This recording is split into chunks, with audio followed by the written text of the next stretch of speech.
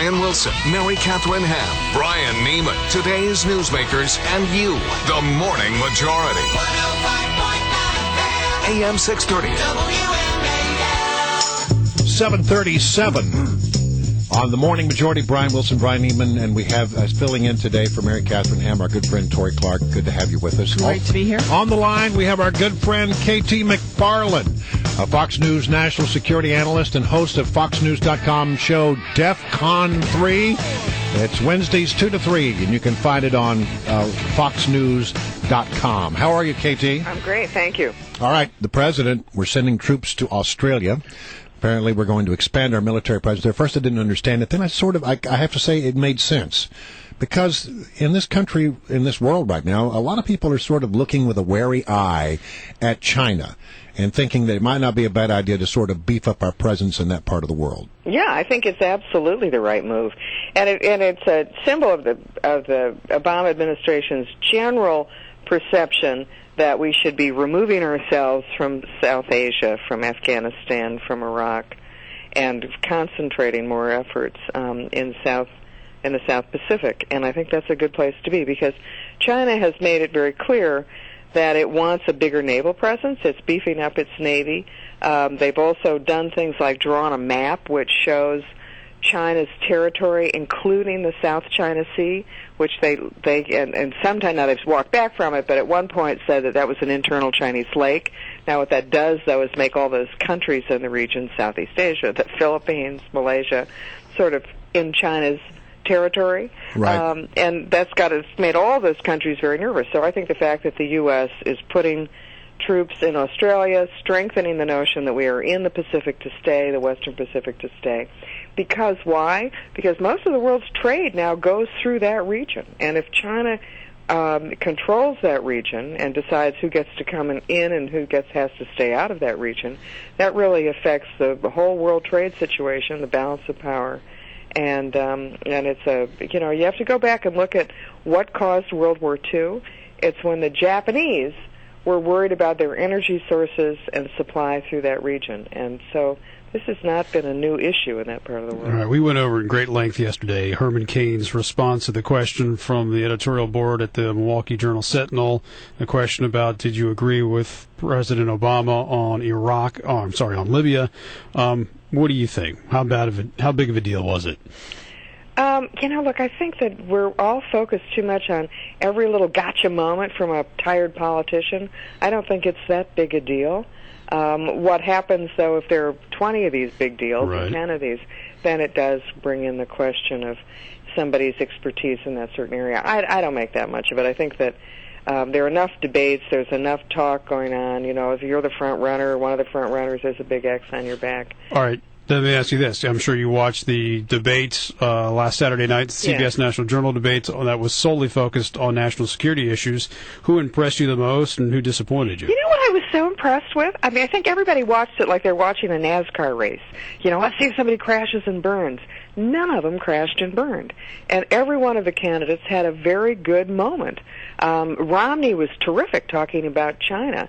Romney got the line of the night when he said, you elect me president, and Iran won't have nuclear weapons. You keep Barack Obama president, and Iran will. Even Perry had a good moment when he talked about foreign aid. Gingrich was good when he talked about terrorists. Herman Cain was great when he talked about ballistic missile defense and containing Iran. Santorum was great when he talked about Pakistan. Michelle Bachmann, I thought, was very good when she talked about detainees and Guantanamo Bay and how we treat terrorist prisoners. So I think what I was really struck with was, wow, Obama better be practicing his debate skills, because every one of these guys are practicing once or twice a week on a national audience, and they're getting pretty good at this. Hey, KT, it's Tori. Great to hear you again. Hi. How are you? Great. Good. Hey, I love it when KT's on because I always learn something. I do Okay, too. so KT, look ahead to the general election next year. I doubt, my gut tells me there will not be one debate in the general election focused solely on national security. I wish there would be. There will be. Let me tell you why. Watch the calendar. Now, right now, people are really concerned, as they should be, as we all are, with our jobs, with our kids getting jobs, with the economy, with recovery, lack of recovery, with defense spending. I mean, not defense spending as well as deficit spending. So all those are issues. They're not likely to change.